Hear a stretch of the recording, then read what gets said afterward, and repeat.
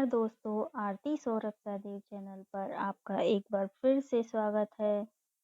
तो आज हम फिर से लेकर आए हैं आपके लिए एक नई कहानी जिसका नाम है बड़े खानदान का रिश्ता।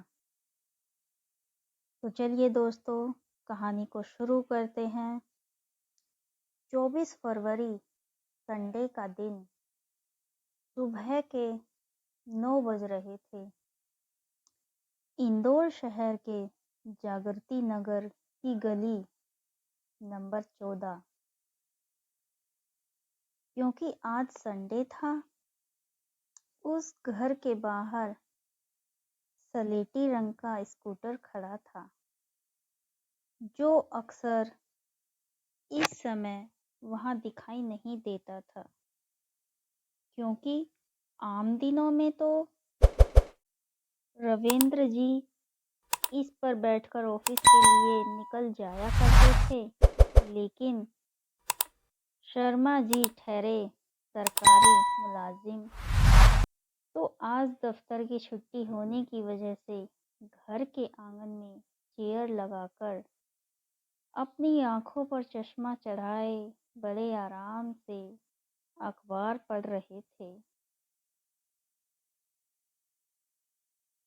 वहीं आंगन में दूसरी तरफ बैठी उनकी श्रीमती सारिका जी हाथों में थाली लिए कुछ काम कर रही थीं। अपनी आंखों का चश्मा ठीक करते हुए कहती हैं, अजी सुनते हो, अब हमारी अन्या भी बड़ी हो गई है और इस साल तो उसका कॉलेज भी पूरा हो जाएगा।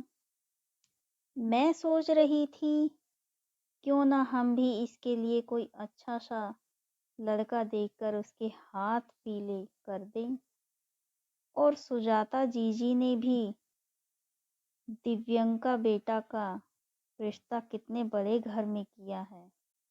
इससे पहले कि शर्मा जी उनकी बात का कोई जवाब देते, रसोई घर की तरफ से कोई कहता है, देखो ना पापा, माँ तो बस ये हर समय मेरी शादी के पीछे पड़ी रहती हैं। पर आप तो जानते हैं ना, जब तक मैं अपना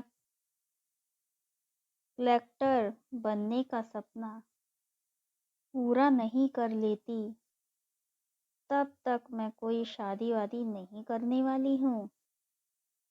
इससे पहले कि शर्मा जी उसकी इस बात का कोई जवाब देते, दरवाजे की तरफ से कोई कहता है, अन्या बेटा, तुम्हारी माँ सही तो कह रही है। और शर्मा जी आप भी जरा अब अपनी बेटी के हाथ पीले करने के बारे में सोचिए। हमें देखिए, हम अपनी बेटी का रिश्ता सिर्फ शहर के ही नहीं बल्कि देश के सबसे रईस खानदान में करने जा रहे हैं। और ऐसी शादी होगी कि पूरा इंदौर शहर याद रखेगा।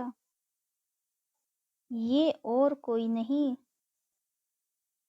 सारिका जी के जीजाजी मतलब उनकी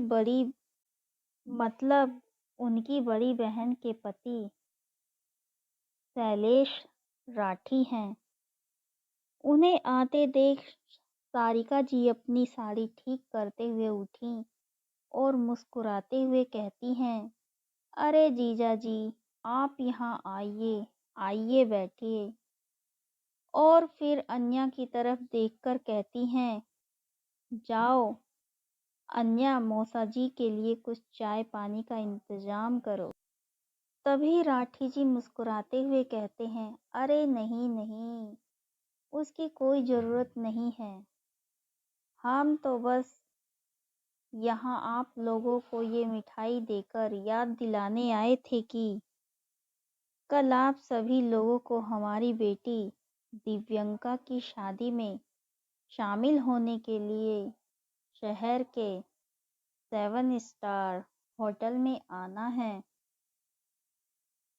और बस यहाँ आते ही आप लोगों को ये बातें करते हुए सुना तो बस हमने सलाह दे दी और कुछ नहीं, अब हम चलते हैं, घर में बहुत काम है। ये कहकर वो वहाँ से जाने के लिए मुड़े मुड़े ही थे कि अन्या अपने पापा की तरफ देखकर कहती है, माफ़ कीजिएगा मौसा जी, लेकिन ऐसी कोई बात नहीं है। मुझे पापा पर पूरा भरोसा है। वो जो भी करेंगे मेरे लिए अच्छा ही होगा।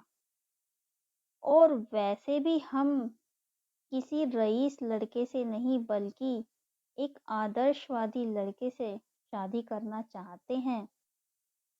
ये सुनकर राठी जी मुस्कुराते हुए कहते हैं, जैसी तुम्हारी मर्जी, हम तो बस सलाह दे रहे थे। ठीक है, अब हम चलते हैं। ये कहते हुए राठी जी वहां से जाने के लिए दरवाजे की तरफ मुड़ गए और उनके जाने के बाद अन्या ने अपने पापा की तरफ देखकर कहती है, पापा आप चिंता मत कीजिए, देखना मेरे लिए कोई रईस नहीं बल्कि समझदार लड़का मिलेगा। ये कहकर वो अपने कमरे की तरफ चली गई।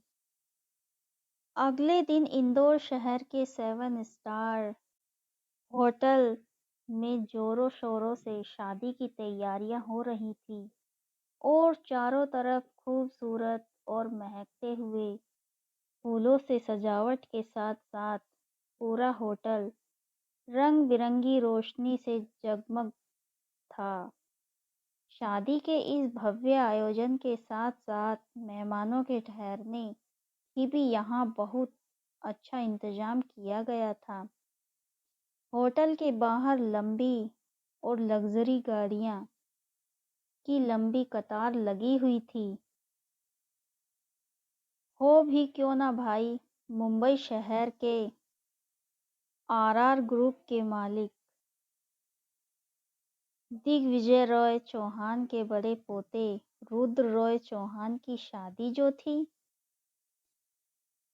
वहीं चौहान परिवार जिनके साथ रिश्ता जोड़ने के लिए भारत के रईस से रईस और राजसी खानदान उतावले बैठे थे, आज उनका रिश्ता इंदौर के छोटे से बिजनेसमैन शैलेश राठी के परिवार से जुड़ने जा रहा था। राठी परिवार की तो मानो किस्मत ही खुलने वाली थी। एक तरफ जहां चौहान परिवार बारात को निकालने की तैयारियों में जुटा हुआ था, वहीं होटल के दूसरे हिस्से में जहां राठी परिवार के ठहरने का इंतजाम किया गया था, वहां बारात के स्वागत की तैयारियां चल रही थी। अन्या भी इधर उधर भागते हुए शादी के कामों में पूरी तरह से जुटी हुई थी। सिंपल से हल्के गुलाबी रंग के लहंगे के साथ लाइट मेकअप में भी वो बहुत खूबसूरत लग रही थी। वहीं दूसरी तरफ दिग्विजय जी, जिन्होंने सफेद रंग की शेरवानी जिस पर सोने के बटन लगे थे और हाथ में छड़ी जिसके हैंडल पर हीरे जड़े थे, सोफे पर बैठे सारा नजारा देख रहे थे। उनकी बड़ी बड़ी मूछें उनके रोबीले ठाकुर होने का बयां कर रही थी। उन्हें देखकर ऐसा लग रहा था मानो कोई राजा खड़ा हो। तभी उन्होंने एक तरफ झुंड से हंसी ठिठोली करते 21-22 साल के लड़के की ओर देखकर कहा, रोहन बेटा। रोहन रुद्र का छोटा भाई और घर में सबका लाडला, वो अपने दादाजी की बात सुनते ही एकदम से उनकी तरफ आते हुए बोला, जी दादाजी। दादाजी उसकी तरफ देखकर कहते हैं, जाओ जरा जाकर देखो तुम्हारे भाई रुद्र तैयार हुए या नहीं? बारात के निकलने का समय होने ही वाला है। ये सुनते ही रोहन मुस्कुराकर कहता है, जी दादाजी, मैं अभी देख कर आया। ये कहते ही वो मुड़कर धीरे से बड़बड़ाते हुए कहता है, ये दादाजी ने भी क्या काम कह दिया मुझे। ये तो शेर के मुंह में हाथ डालने जैसा काम है। आज भी भाई तैयार हुए हैं या नहीं पता नहीं, कहीं लैपटॉप लेकर तो नहीं बैठे हैं। चल भाई रोहन, लग जा काम पर। ये कहते हुए वो ऊपर सीढ़ियों की तरफ बैठ ही रहा था कि ऊपर से किसी के गाल पर एक जोरदार थप्पड़ के साथ साथ किसी की रौबदार आवाज आती है, मैंने कहा था ना, मुझे वो फाइल अभी के अभी मेरे कमरे में चाहिए। ये जोरदार आवाज सुनते ही वहां मौजूद सभी लोगों की नजरें ऊपर की तरफ घूम गईं, लेकिन तभी दिग्विजय जी ऊपर देखते ही कहते हैं, रुद्र बेटा। दिग्विजय जी की आवाज सुनते ही रुद्र ने 1 मिनट के लिए अपनी आंखें बंद की और अपने गुस्से को शांत करके अपनी शेरवानी को ठीक करते हुए अपने कुछ दोस्तों के साथ नीचे आने लगा। अभी भी सबकी नजरें उस पर ही टिकी थीं। आज सुनहरे रंग की दूल्हे की पोशाक के साथ सिर पर लाल रंग का साफा, गले में हीरो का हार पहने रुद्र किसी राजघराने के राजकुमार जैसा लग रहा था। इसलिए दादाजी भी उसे नीचे उतरते हुए अपनी नम आंखों से उसे देखकर मुस्कुराने लगे। आज उनका जिंदगी का सबसे बड़ा सपना पूरा होने जा रहा था। उसे नीचे आते देख रेहान लंबी सी सांस लेते हुए खुद से कहता है, आह चलो, आज तो बच गया मैं। लेकिन फिर अपनी आंखों को सिकोड़ते हुए रुद्र की तरफ देखकर कहता है, मुझे तो अभी तक समझ नहीं आया कि दूर दूर तक लड़कियों से कोई वास्ता ना रखने वाले हमारे रुद्र भाई इस शादी के लिए मान कैसे गए। रुद्र के नीचे आते ही दिग्विजय जी ने अपने पोते की नजर उतारी और फिर थोड़ी ही देर में पूरे गाजे बाजों के साथ रुद्र की बारात लड़की वालों की तरफ पहुंच गई, जहां बारात का जोरों शोरों से स्वागत किया गया। बारात के आने पर बाराती चौखट पर नाचने में लगे हुए थे कि तभी घबराई हुई अन्या एक हाथ से अपना लहंगा पकड़े हुए सीढ़ियों से भागते हुए आई और सुजाता जी के पास आकर कान में धीरे से कुछ कहा, जिसे सुनकर सुजाता जी अपनी आंखों को बढ़ाकर हैरानी से कहती हैं, ये तुम क्या कह रही हो?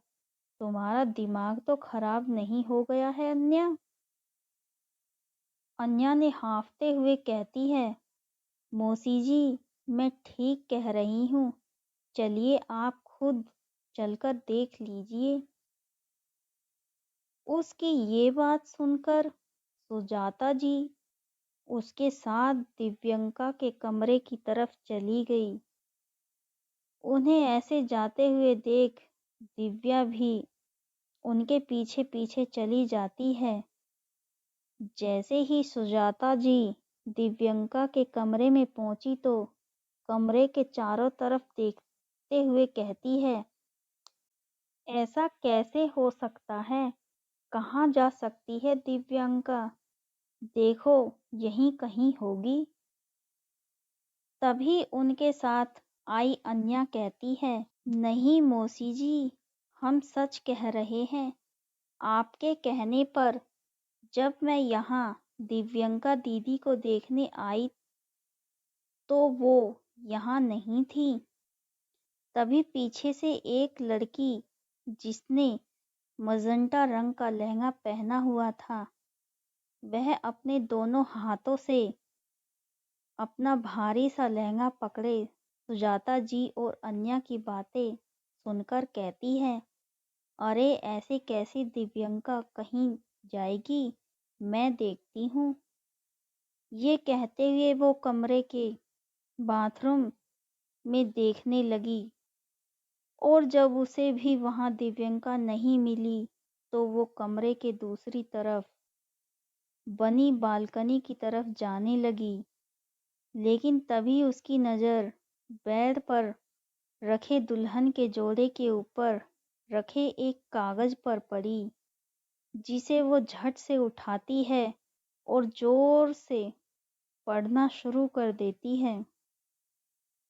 माँ पापा मुझे माफ़ कर दीजिए, मैं ये शादी नहीं कर सकती, इसलिए यहाँ से जा रही हूँ, आपकी दिव्यंका। ये शोर सुनकर बहुत सारे लोग दिव्यंका के कमरे में आ चुके हैं।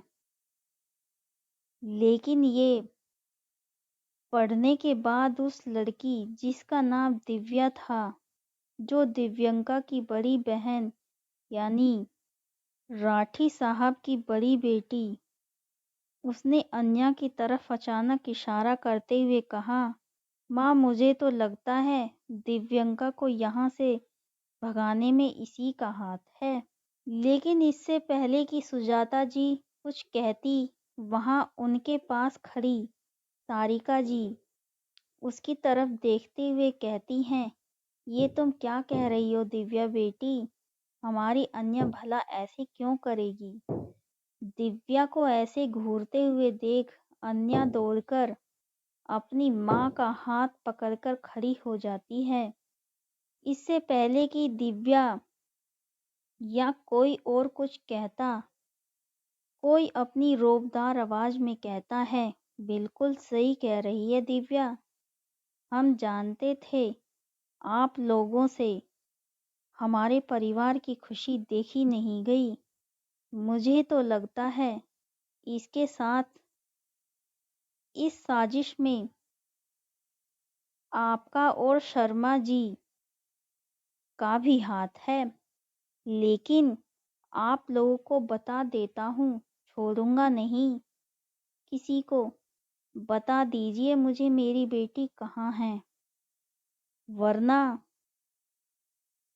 तभी सुजाता जी अपना सर पकड़कर सोफे पर बैठते हुए कहती हैं, आप क्या जवाब देंगे हम लड़के वालों को। सोचिए जी, कहीं बारात वापस लौट गई तो। तभी दरवाजे की तरफ से एक बार फिर कोई अपनी रोबदार आवाज में कहता है, बारात तो खाली हाथ अब वापस नहीं जाएगी। क्या वजह थी कि इतने बड़े खानदान का पोता रुद्र रॉय, जिसे दुनिया की कोई भी लड़की मिल सकती थी, वो एक मामूली खानदान की लड़की से शादी करने के लिए राजी हो गया। आखिर चौहान साहब ने किसे चुना अपने पोते के लिए। क्या आज बदल जाएगी अन्या की जिंदगी? ये आपको हम अपनी अगली वीडियो में बताएंगे कि रुद्र रॉय मामूली खानदान की लड़की से शादी करने के लिए राजी क्यों हो गया। तो दोस्तों, आज की कहानी आपको हमारी कैसी लगी, प्लीज़ हमें कमेंट बॉक्स में ज़रूर बताएं और हमारी वीडियोस को ज़्यादा से ज़्यादा लाइक और शेयर करें और हमारे चैनल को सब्सक्राइब करना ना भूलें। अगर आपको हमारी कहानियाँ पसंद आ रही हैं तो इसी तरह से हमें सपोर्ट करते रहें। धन्यवाद।